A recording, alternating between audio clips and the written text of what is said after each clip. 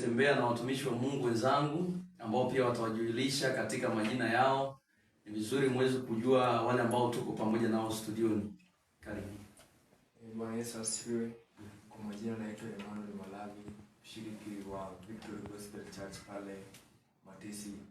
Nikiasaidia kwa chief na mbarikiwe. Asante. Okay, Bwana Yesu asifiwe. Kwa majina ni Wacheto Samuel. Victory Evangelistic. Yes, Matisi. Barikiwe. Amen. Bwana Yesu asifiwe. Hii ni sauti ya mtumishi wa Mungu Amos Otimi, nikiwa chini ya Apostle Moses Nandeke, kanisa ni Victory and Revival Ministry pale Matisi. Pokeeni salamu za mtumishi wa Mungu Apostle Moses Nandeke. Leo yuko na yeye kwa studio. Amebaki kanisani kwa sababu ya seminar ambayo inaendelea vijana kuanzia next week. Na Mungu awabariki. Kaa karibu na kalamu na Biblia na kitabu chako mtumishi wa Mungu anapotuelekeza katika maandiko. Amen. Bwana Yesu asifiwe.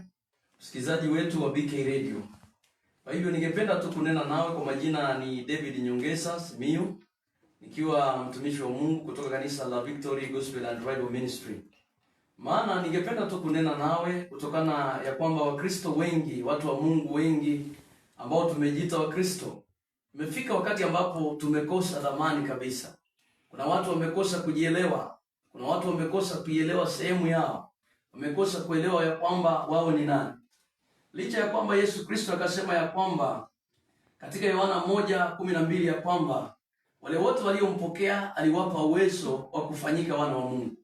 Japo ya kwamba tumefanyika wana wa Mungu, lakini Wakristo wengi bado hatujajua ya kwamba sisi ni wana. Bado tumekaa katika hali ya kwamba bado tungali kama watoto wachanga, ambapo hiyo sehemu ya urithi kama wana tumeikosa. Sehemu ya urithi kama watoto wa Mungu imekosa dhamani ndani mwetu. Ni pale ambapo mimi na wewe kama tutatambua ya kwamba Roho wa Mungu ambaye alishushwa ni kwa sababu ya kutusaidia, tunapomruhusu ndani ya maisha yetu, tunapomruhusu ndani ya ibada zetu, tunapomruhusu ndani ya familia zetu, tunapomruhusu ndani ya mipango yetu, ili akachukua usukani akaweze kutuongoza, hapo ndipo tutajua ya kwamba wana ni nini. Maana mwana na mtumwa ni vitu viwili tofauti. Kuna watu bado wamekaa kama watumwa. Hata pale kanisani mtumwa apewi uongozi, lakini mwana ndiye anapewa uongozi. Kwa sababu mwana hufanya mambo akijua ya kwamba urithi wangu uko mahali hapa. Anajua ya kwamba nikiharibu hii asina pengine pa kwenda. Lakini watumwa yeye anafanya akijua ya kwamba nina malipo. Anafanya akijua ya kwamba kuna kitu mimi nitakipokea, baada ya siku nitaenda. Wenda hata mtumwa akaharibu kazi yako. Wenda hata mtumwa akaharibu mambo yako, kwa sababu anajua kwamba kesho hii nitapata mahali pengine. Lakini Mkristo, mtu wa Mungu, tambua ya kwamba uko katika sehemu gani. Wewe uko katika sehemu gani? Ningependa mtu wa Mungu ataweza kutusomea katika kitabu cha Warumi 8:14. Maana tunataka tujue uko katika sehemu gani. Wewe Mkristo uko katika sehemu gani? Kijana uko katika sehemu gani? Mama uko katika sehemu gani? Mzee uko katika sehemu gani? Maana kutojielewa kunasababisha ile urithi wa wana tunayokosa. Mtu wa Mungu utaweza kutusomea. Amen. Katika kitabu cha Warumi 8:14 Biblia inasema, kwa kuwa wote wanaoongozwa na Roho wa Mungu, hao ndio wana wa Mungu. Mstari wa 15, kwa kuwa hamukupokea tena roho wa utumwa. Kwa kuwa hamukupokea tena roho wa utumwa iletayo hofu, bali mlipokea roho ya kufanywa wana, ambayo kwa hiyo twalia Aba, yani Baba. Amen. Bwana Yesu asifiwe. Amen. Tumeambiwa vizuri ya kwamba kwa kuwa wale wote wanaoongozwa na Roho wa Mungu hao ndio wana wa Mungu. Je, unaongozwa na Roho wa Mungu? Je, unatawaliwa na Roho wa Mungu? Je, wewe ni mwana wa Mungu? Maana kuna watu wamekosa ile dhamani. Tumekosa kujielewa. Tumekuwa Wakristo ambao hatujielewi. Wakati mwingine tumekosa kuitambua dhamani yetu. Kama ninaongozwa na Roho wa Mungu, mimi ni mwana wa Mungu. Inanipasa nijue ya kwamba kuna urithi ambao ninafaa ni umiliki. inanipasa nijue ya kwamba kuna mambo ambayo ninafaa niyapate. Wakristo wengi wameteseka, wanakaa katika maisha ya kuteseka. Ni kwa sababu hawajaelewa sehemu yao katika Ukristo. Maana Yesu Kristo ambaye maandiko yanatuambia kwamba ndiye mzaliwa wa kwanza, yeye ametukubali na kutuhalalisha kwa Mungu, akatupeana mbele ya Baba yake. Maana anatuita kama ndugu. Sisi na Yesu Kristo tuko kama ndugu. Maana damu yake ilipomwagika msalabani, yale mateso Yesu aliyoyapitia, hayo ndiyo yaliweza kutununua. Yesu aliweza kulipa gharama zote za wokovu. Aliweza kulipa yale yote ambayo mtu alifaa ayapokee au apitie ndani ndiyo awe mwokovu. Maana ndiposa ufanyike mwana wa Mungu, kuna gharama ambazo tulifaa tuzipitie. Kuna mambo ambayo tulifaa kama wanadamu tuyapitie. Lakini tuko kama mwana ambaye hajaboma sio yao, lakini amechukuliwa. Hata pale ambapo umechukua mtoto fulani kutoka hata kwa mfano kama kule street, ukampeleka pale nyumbani akae na watoto wako, yule mtoto, maana kuna urithi ambao mtoto atapewa au wenda wengine wakampa. Hivyo ndivyo Yesu Kristo alitupokea toka katika ulimwengu, toka katika mambo ambayo hayafai, lakini tumefika pale kiwango na ambacho ametukubali kama wana. Iposa hata katika maandiko katika kitabu ya Yohana 15, Yesu anasema ya kwamba enyi wote, wale wote ambao wamemkubali, wale wote ambao wamemfuata, anatuombea kwa Mungu. Anatuombea dua. Katika Yohana 7 anatuombea dua akisema kwamba Mungu, ninaombea hawa wote ambao umenipa, ya kwamba hawa ni wako. Anasema kama ule utatu, kama ule ushirikiano ambao tunakaa nao, ule ushirikiano ambao mimi pamoja na wewe tunakaa kule mbinguni. Ndiyo maombi ambayo Yesu anatuombea, kwamba hayo maombi yakaambatane nasi. Hata na sisi tunapokaa katika ulimwengu huu, tujue kwamba tunafaa tukae na umoja, tunafaa tukae na upendo na ushirikiano. Na maandiko imetuambia vizuri katika Warumi 8:14 ya kwamba wale wote wanaoongozwa na Roho wa Mungu au ndio wana wa Mungu. Mpendwa, tambua ya kwamba wewe ni mwana wa Mungu. Hapo ndipo 15 inaendelea ikisema ya kwamba ametupa roho wa ushujaa, ametupa roho ya hekima, ametupa roho ya busara, ametupa roho ya kushinda, ametupa roho ya kuvipokea, ametupa roho ya kushinda majaribu, ametupa roho ya kupita ndani ya changamoto tulizo ndani ya yale majaribu tuliyo ndani. Tumepewa roho wa kushinda vyote, maana tumefananishwa na washindi. Yesu Kristo ni mshindi, naye baba yake ni mshindi, ambaye ni baba yetu Mungu ambaye tunamwabudu. Hivyo basi, kama unaongozwa na Roho wa Mungu, wewe umefanyika mwana wa Mungu automatic. Basi katika gharama zile alizolipa msalabani, gharama zile alizolipa pale ambapo aliteswa, alisulubiwa, alikejeliwa, alitukanwa, alitemewa mate, lakini alijibu katika upole, alijibu katika unyenyekevu, alikubaliana na hali jinsi ambavyo ilikuwa, akijua ya kwamba kuna gharama ambayo ninailipa ya Mkristo mahali. Hivyo basi, msikilizaji wangu wa BK Radio, tambua ya kwamba sisi tumefanyika wana pale ambapo tunaongozwa na Roho wa Mungu. Huyu Roho wa Mungu yuko ndani yetu. Roho wa Mungu anayenisaidia katika maneno ninayozungumza, katika maneno nitakayoyasema. Yule Roho aliyekupa neema ya kunisikiliza, yule Roho aliyekupa neema ya kufuatilia neno la Mungu, basi yule Roho automatic anakufanya wewe unakuwa mwana. Anakufanya ukaweze kupokea vile ambavyo hata wewe mwenyewe uliona ya kwamba siwezi kuvipokea. Lakini tambua ya kwamba, msikilizaji, pale ambapo maisha yangu yatapangwa na Mungu, pale ambapo njia zangu zitapangwa na Mungu, pale ambapo nitamkubali Roho aniongoze, pale ambapo nitamkubali Roho anitawale. Maana hata katika kuimba, tunapoimba katika Roho, itabariki mioyo ya watu, itaponya watu mahali. Tunapoomba katika Roho, basi kuna maombi yatagusa watu, yatafungua hata na wafungwa waliofungwa pasipo na hatia. Kuna watu wanateseka, lakini wanahitaji maombi yako. Kuna watu wanapitia changamoto, wanahitaji maombi yako. Lakini wewe kwa kuwa hujagundua ya kwamba mimi ni mwana, kwa kuwa hujagundua ya kwamba mimi urithi wangu ni wa mwana, basi kuna mambo yatakutesa, kuna mambo yatakuangaisha, kuna uhuru fulani ambao utaukosa. Lakini pale ambapo ninatambua ya kwamba I have that freedom, I need to declare, I need to command, I need to give authority, I need to call whatever I want to call, I need to command. Hapo ndipo utajua ya kwamba nina roho ndani mwangu. Amekupa roho wa ushujaa, ambapo maandiko yanasema tunalia ya kwamba Abba Father, yani baba wetu wa mbinguni, Mungu aliye mkuu. Nayo katika mioyo yetu, katika nafsi yetu, tabaki kushuhudia ya kwamba Mungu yuko hai. Tabaki kushuhudia ya kwamba Mungu atatupigania. Mungu ataweza kusimama pamoja nasi.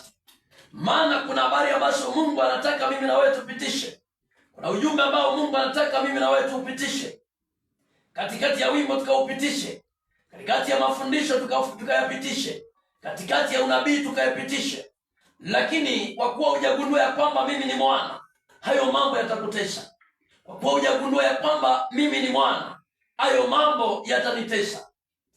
Lakini tambua ya kwamba sisi kama wana wa Mungu, tambua ya kwamba sisi kama wana wa Mungu tunafaa tujue ya kwamba tuko na ile haki ya kumiliki.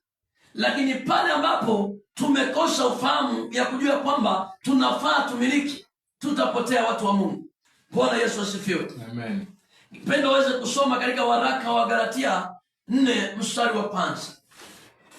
Wagalatia 4 mstari wa kwanza, Biblia inasema, lakini nasema ya kuwa mrithi wakati wote awapo mtoto hana tofauti na mtumwa, angawa ni bwana wa yote, bali yu chini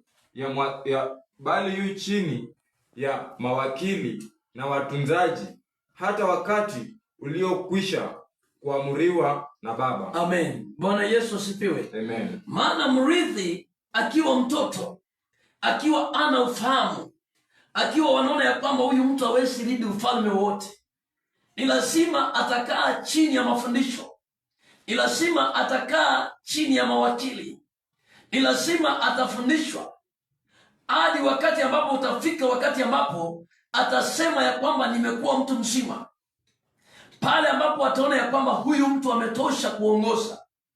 Unaweza kuwa wewe ni kiongozi, unaweza kukua ya kwamba wewe ni mmiliki, unaweza kuwa ya kwamba wewe ni mwana wa ufalme, lakini ufalme hauwezi kupokelewa mikononi mwako kwa sababu wewe bado haujakomaa. Uko kama yule mtoto mdogo ambaye bado yuko chini ya mafundisho. Maana kuna baraka nyingi tunazipoteza ni kwa sababu hatujakomaa. Kuna vitu vingi tunavipoteza na vimetoka katika baraka zetu. Kuna mambo mengi tulifaa tuyapokee, lakini kwa sababu hatujakomaa, ni lazima tutangojea, ni lazima tukae chini ya mafundisho. Maana leo kama ungebarikiwa, leo kama ungeinuliwa, leo kama kila ambacho ulihitaji ungeipokea, ungekaa namna gani? Maana swali ambalo unafaa ujiulize, mfalme anaweza kupewa ufalme lakini sio akiwa mtoto. Hivyo basi mwana wa urithi anaweza kunyima ule urithi akiwa bado hajakomaa. Kuna mahali ambapo Wakristo tunapoteza ule urithi, tumekosa ile dhamani, ni kwa sababu mimi na wewe hatujatambua ya kwamba sisi ni wana. Hapo ndipo kuna watu badala hata waombe, wameanza hata kununua vitu ambavyo imesemekana ya kwamba kuna nguvu ndani ya hii, kuna nguvu ndani ya hii baraka, nimeweka nguvu ndani ya hii maji, nimeweka nguvu ndani ya hii vitambaa, nimeweka nguvu ndani ya hii vifagio. Unakuta mtu anakimbia na kung'ang'ana kununua vitu ambavyo ati ya kwamba vimsimamie kwa maombi, ili hali amekosa kutambua ya kwamba yeye ni mwana. Anaweza kuzungumza na Baba, anaweza kumwambia Baba wa mbinguni nisaidie. Maana kuna watu wametegemea yale vitu ambavyo wameviweka vimekuwa kama miungu. Wameabudu vitu ambavyo wamesema ya kwamba hivi ni vitakatifu. Utakavyotembea na hivi vitakupigania, utakavyosimama na hivi vitakupigania. Lakini umesahau ya kwamba wewe ni mwana. Umesahau ya kwamba unaongozwa na Roho wa Mungu. Umesahau ya kwamba wewe unatawaliwa na Roho wa Mungu. Mpendwa, tunapoteza vitu vingine na kuanza kunung'unika, ni kwa sababu ya safari ya wokovu, kwa sababu hatujajua haki yetu kama wana, ni kwa sababu hatujajua sisi tunamiliki wapi, ni kwa sababu hatujajua mimi niko sehemu gani.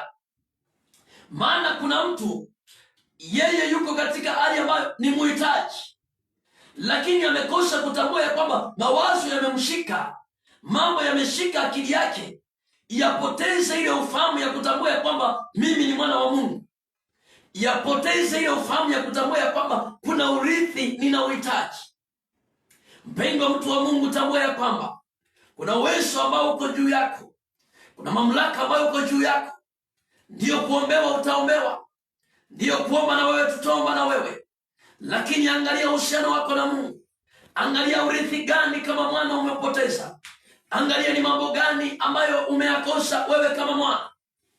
Maana mwana anatakiwa awe na amani, lakini amani umeikosa. Mwana anatakiwa awe na baraka, lakini baraka umeikosa. Mwana anatakiwa amiliki hata na vile ambavyo viko hapa duniani, lakini unapata mwana nimevikosa. Ni kwa sababu nimekosa ule ufahamu ya kutambua ya kwamba Roho wa Mungu yuko pamoja nami, ya kutambua ya Mungu ya kwamba neema ya Mungu iko juu ya maisha yangu.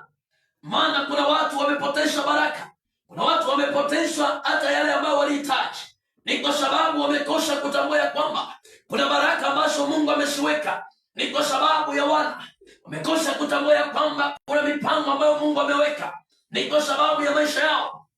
Wewe ambaye umehitaji kazi, wewe ambaye umehitaji kazi kwa muda mrefu, wewe ambaye umehitaji ndoa kwa muda mrefu, inanena na mtu ambaye anahitaji jambo fulani, ni kwa sababu ya maisha yake.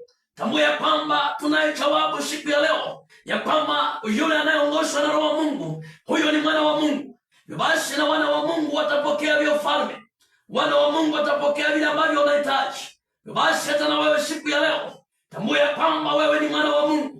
Tambua ya kwamba kuna vitu ambavyo unavikosa. Basi siku ya leo kaitishe, kambia Mungu ya kwamba onekana, kambia Mungu ya kwamba nena na moyo wako, kambia Mungu ya kwamba ili hoja ambalo nimelinenea, ya kwamba ili kitu nimelitamani kwa muda mrefu, lakini leo ninatambua ya kwamba mimi ni mwana, ninatambua ya kwamba mimi ni mwana, ninahitaji kupokea vya wana. Kama ni ajira ninahitaji kuipokea, kama ni afya ninahitaji kupokea, kama ni uzima ninahitaji kupokea. Hata wewe mgonjwa ambaye umepoteza tumaini, pale popote ambapo ulipo, hata yale magonjwa ambayo yamekutesa, tambua ya kwamba leo mimi ni mwana wa Mungu. Tambua ya kwamba leo ninaongozwa na Roho wa Mungu. Basi yote yanaenda kupigwa na kung'olewa. Yale madhaifu ambayo yamekutawala, yale changamoto ambayo imekutawala, siku ya leo katika jina la Yesu inaenda kupigwa na kung'olewa. Zile vizuizi ambavyo vimekushika vinaenda kukuachilia kwa jina la Yesu. Vinaenda kuachilia maisha yako, vinaenda kuachilia familia yako, vinaenda kuachilia mipango yako, vinaenda kuachilia njia zako, maana zile baraka zako unazipokea tena. Amen.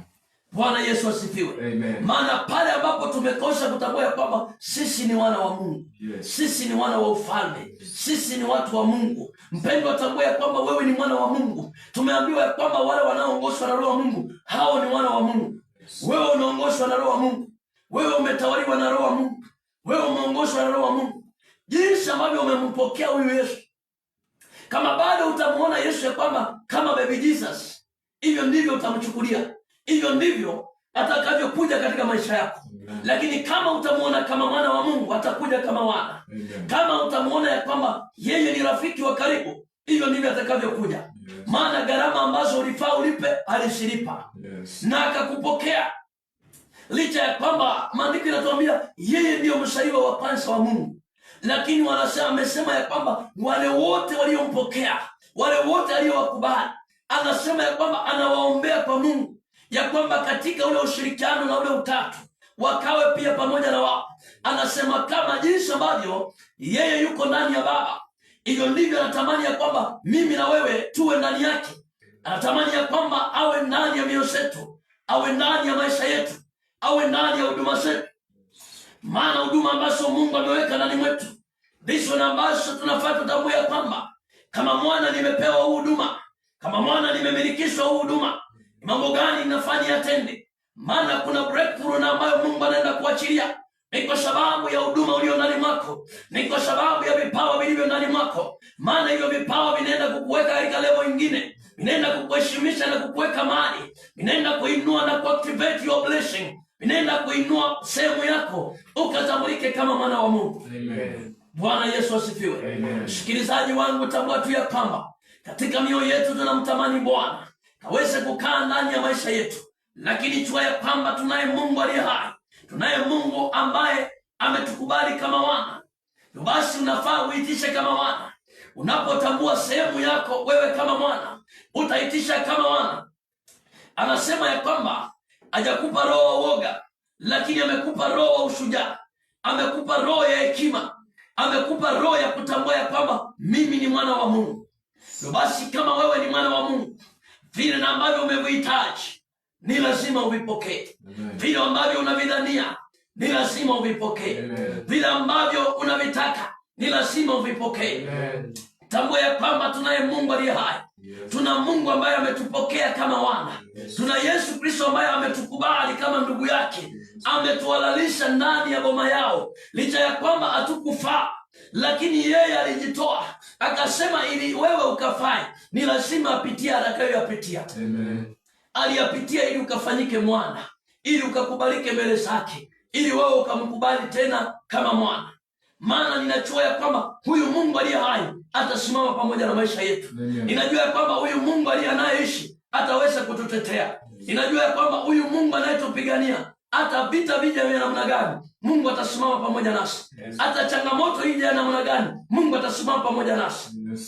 Maana pale ambapo tumefanyika wana, tumeambiwa katika Wagalatia 4:1 pale ya kwamba mwana hawezi pewa ile urithi pale ambapo hajajifahamu, pale ambapo ana ufahamu kama mwana.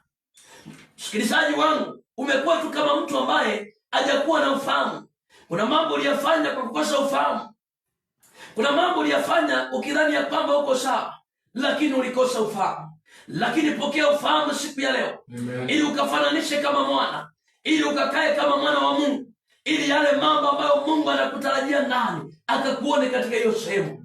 Kuna watu Mungu anawatarajia in a different level. Mungu anakutarajia katika hali nyingine tofauti. Mungu anakutarajia wewe ukafanyike baraka ndani ya maisha wengine. Mungu anakutarajia wewe ukashike mkono wale wengine. Mungu anakutarajia leo ukashikwe mkono, anatarajia wewe ukashike wengine. Ni kwa sababu hatujatambua ile haki zetu kama wana wa Mungu. Maana shetani ametunyang'anya ile haki.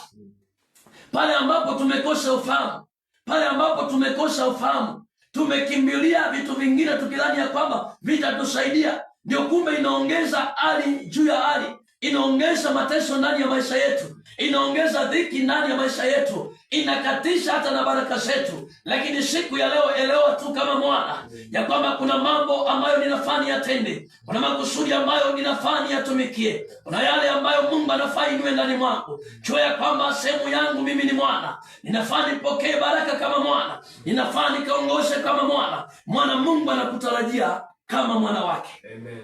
Sio kama mtumwa tena, lakini kama mwana wa Mungu. Mpendwa, Mungu anakutarajia kama mwana. Usiwe tena katika hali ya utumwa, lakini tambua ya kwamba Mungu anatarajia kama mwana. Mungu wetu ni mwaminifu na yeye ni mwema. Anasema pamoja na maisha yetu, tanena pamoja na njia zetu. Msikilizaji wetu, nasema niko mahali hapa. Ukiwa na hoja lolote, hata kama ni hitaji, hata kama ni ombi, piga simu, tuma message, tuma SMS, ili tukaombe pamoja na wewe, ili tukaweze kutambua ile ualisho wetu ya kwamba sisi ni wana wa Mungu, ili Mungu akatupe ufahamu zaidi, tukaweze kuomba pamoja. Tuma SMS, piga simu, iko mahali hapa kusikia, ili tukaombe pamoja na wewe. Amen.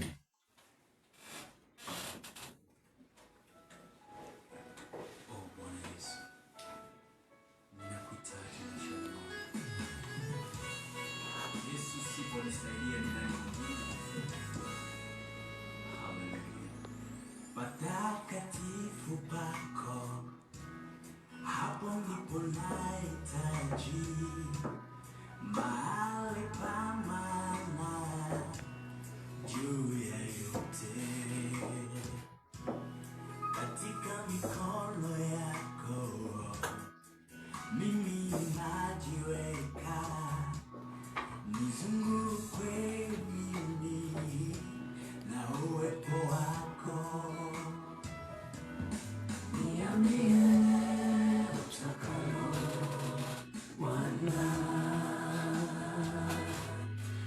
nipe nguvu ya kushinda majaribu, Yesu, na kuhitaji Bwana maishani mwangu. Niambie utakalo Bwana, nipe nguvu ya kushinda majaribu, Yesu, na kuhitaji Bwana maishani mwangu. Ninachohitaji Yesu ni kufurahisha roho yako, wewe rafiki mwema uliyenipenda. Kwa ajili yako Yesu sisi tumekombolewa, kuwa na wewe Yesu yashinda yote.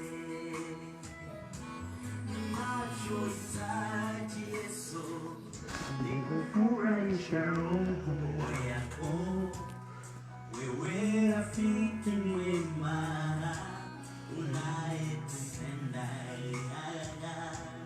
Kwa ajili yako Yesu sisi tumekombolewa, kuwa na wewe Yesu yashinda yote. Bwana, niambie utakalo Bwana, nipe nguvu ya kushinda majaribu, Yesu,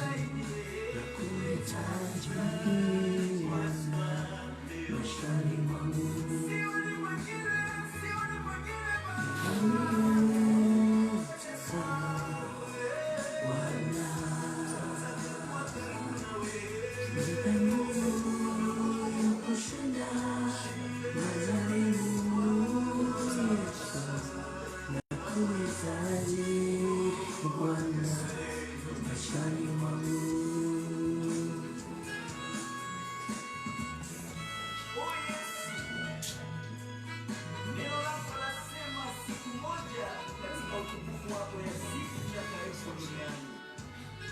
Yesu, nisaidie kuwa katika utukufu wako siku zote za maisha yangu.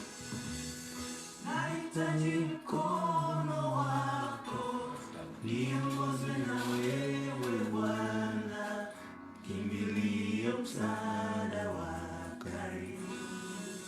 Niwe nahitaji mkono wako, niongoze na wewe Bwana, kimbilio, msaada wa Yesu. Niwe nahitaji mkono wako, niongoze na wewe Bwana, kimbilio, msaada wa karibu. Niwe niambie utakalo Bwana, nipe nguvu ya kushinda majaribu. Dakika msikilizaji, zimekatika 42. Karibu sana mahali ambapo ulipo. Iwapo mpokea mahubiri jioni ya leo na ungependa mchungaji apate kuomba pamoja na wewe, basi anakupa nafasi hiyo ili uweze kupiga simu yako sasa hivi kupitia 0784 993 mchungaji atakuwa na nafasi ya kuomba pamoja na wewe jioni ya leo, au uweze kutuma ujumbe wako mfupi kupitia 0702 993 uweze kutuachia pale ujumbe wako mfupi na itakuwa ya baraka sana. Benja kutoka Pretwa nasema pastor, nimepokea neno ili uweze kumwombea kwa ajili ya kazi. Alafu anasema kwamba Nimeri kutoka Thailand vile vile anasema uweze kumwombea kwa ajili ya ndoa yake. Tabi kutoka Ndalu vile vile anasema uweze kumwombea kwa ajili ya familia yake. Godi anasema uweze kuomba kwa ajili ya familia yake pia. Anasema Bikere tunapata vizuri kabisa tukiwa maridadi. Simon na maridadi.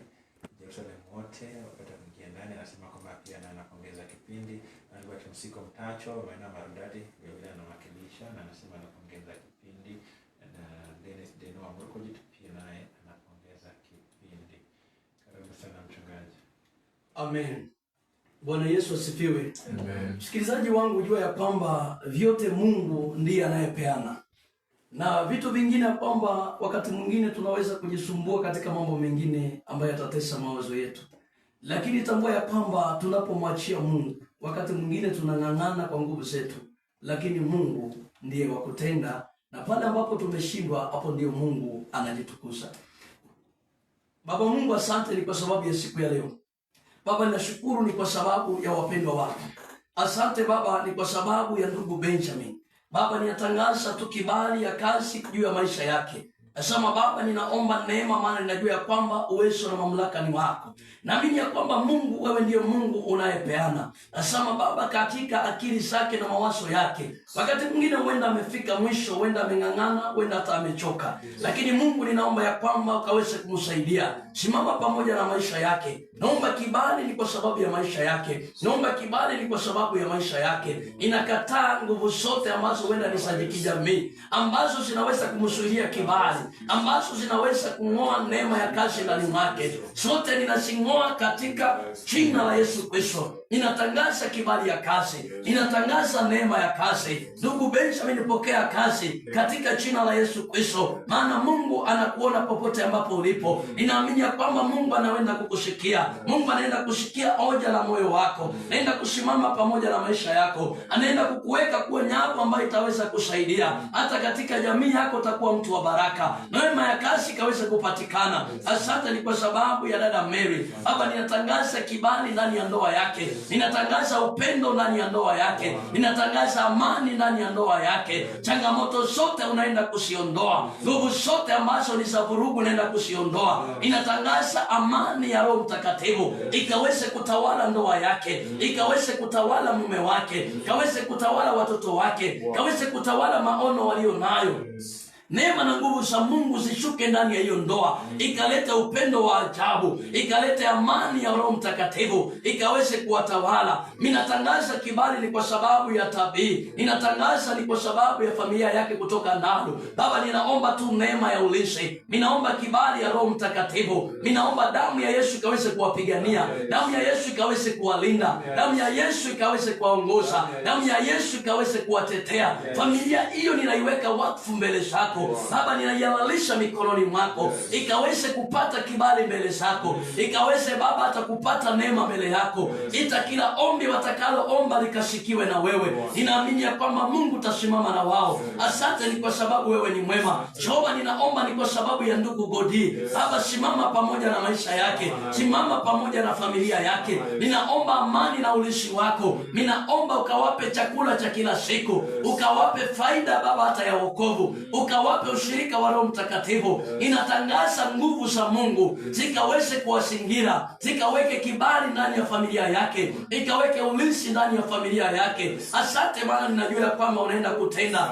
pamoja hata na ndugu Albert mikononi mwako. Mungu, zidi kusimama pamoja na wao, zidi Baba kuwalinda na kuweza kuwatetea, hata neno hili likawe la msingi na baraka ndani mwao, likaweze kuwang'oa katika hatua moja hadi nyingine. Ulivyonena Baba katika kitabu chako ya Wakorintho wa kwanza 3:16 ya kwamba amjui miili yenu ni hekalu ya Mungu. Basi wacha hiyo kibali ya Roho Mtakatifu ikaweze kutawala ndani ya miili zao. Inanena afya na uzima ndani mwao, inanena afya na uzima ndani ya familia yao, inanena kibali, maana wewe ni mwema. Hata ndugu Dani mikononi mwako Bwana, zidi kuwalinda na kuwatetea Bwana. Asante maana ninajua kwamba unaenda kutenda. Asante maana ninajua kwamba tayari umetenda. Katika jina la Yesu Kristo naomba nikiamini. Amen.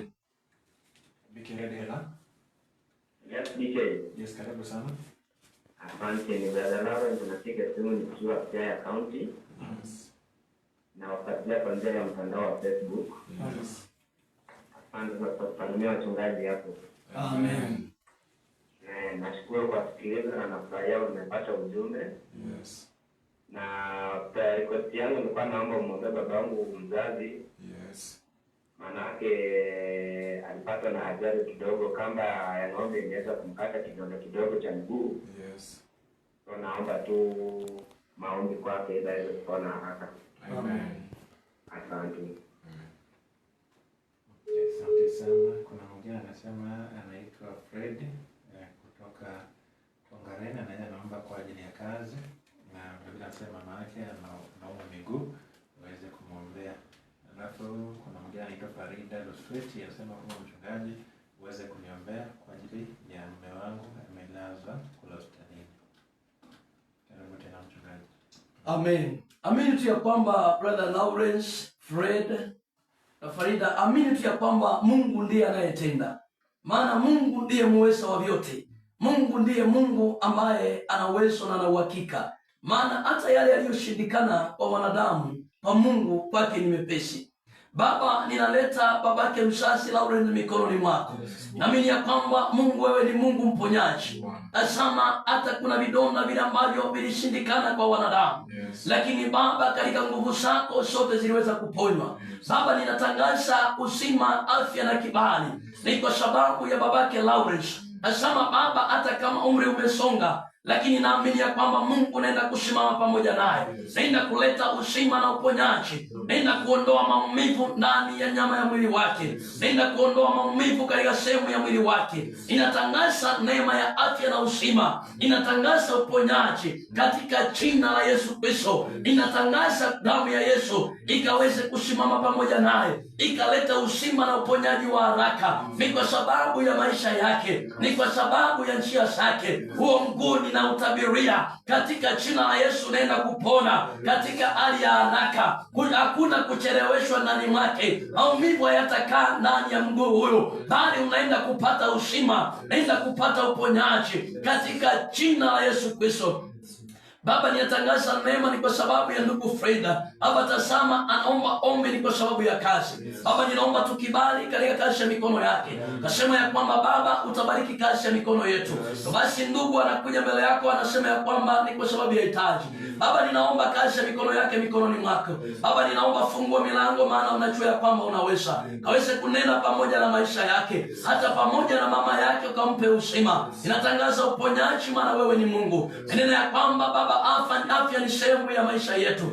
Basi inatangaza afya ndani ya mama yake. Inatangaza afya ndani ya jamii yake. Inatangaza afya ndani ya maisha yao. Maana Baba, afya itakapopatikana, uzima utakapopatikana Jehova, hata na kazi itakapopatikana, tazama amani itakuwa ndani ya mioyo yao. Na ukasema ya kwamba wewe ni Mungu wa amani. Leta amani katika jamii hii. Leta amani katika roho ya ndugu huyu. Kama mpatie kazi akapata amani. Baba, ponya mama yake akapata amani. Leta neema na kibali, maana najua ya kwamba unaweza. Naamini ya kwamba wewe ni mweza wa vyote.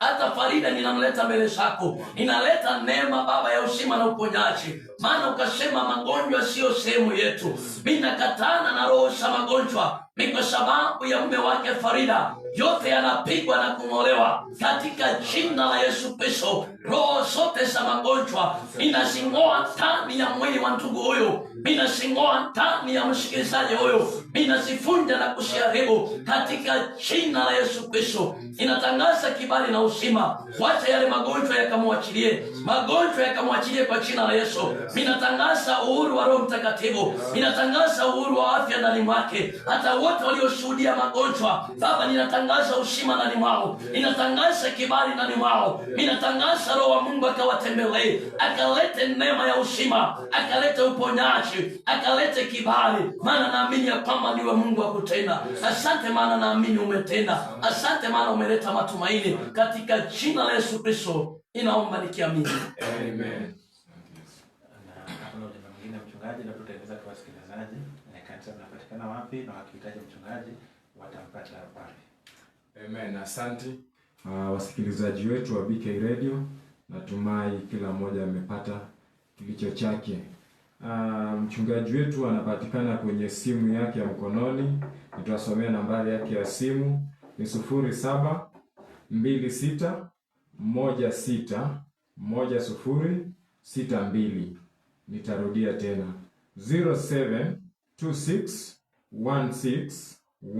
0726161062. Ukimpigia saa hizi yuko kanisani, anapatikana. Kwa wale ambao wanahitaji kujua mahali kanisa letu lipo, kanisa letu ambaye ni Mother Church liko pale Matisi Rural Booster, ukielekea kule Lami kwenye ofisi ya Madam Chief, ama ukitokea Lami ukiteremka, ukifika tu Booster kwenyewe utaona kanisa kubwa la mabati limeandikwa Victory Gospel and Revival Ministry.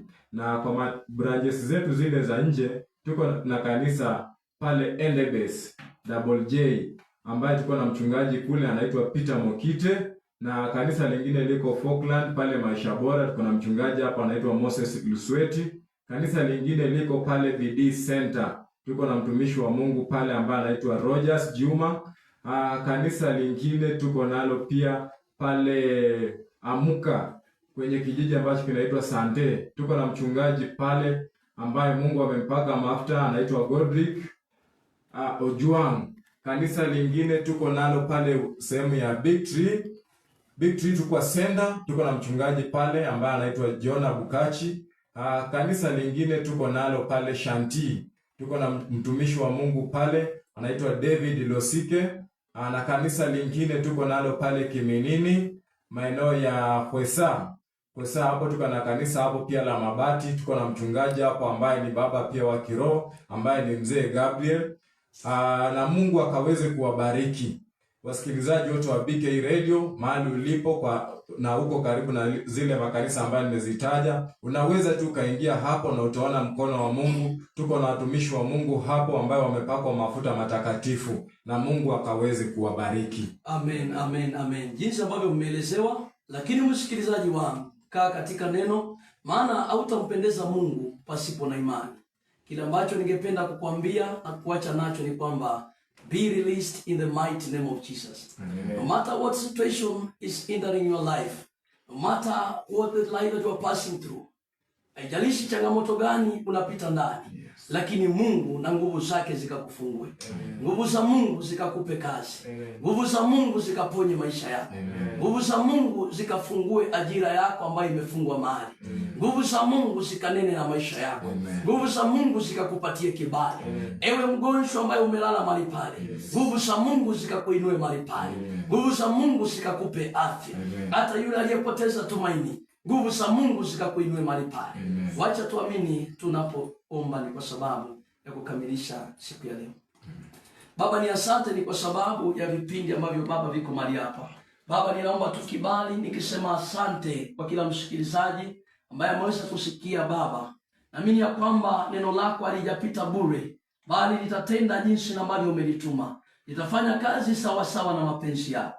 Basi nami nimenena kama mjumbe, wewe fuatilia kama Mungu. Baba, wacha neno lako likapenyeze popote na ambapo umekusudia. Baba, ninaombea hata management yote ya BK Radio mikononi mwako. Baba, ninaomba ya kwamba waweke katika viwango na ambavyo unapenda. Baba, waguse na kuwashughulikia na kuwaongoza Bwana. Neema yako na nguvu zako ziwe pamoja nao. Asante, maana ninajua kwamba Mungu utaenda kuwatangulia. Baba, ninaombea hata viongozi wote, naombea wafanyikazi wote mikononi mwako. Baba, hata na wiki hii iwe mikononi mwako. Hata vipindi na ambavyo Baba vinapita vinapeperushwa hapa katika radio hii, Mungu kaweze kuhusika. Wape kibali na ukapipe kibali radio hii katika maeneo ya Kenya. Naamini ya kwamba Mungu, wewe ni Mungu wa vyote. Naamini ya kwamba yote inawezekana. Katika jina la Yesu Kristo tunaomba tukiamini. Amen. Shalom, shalom.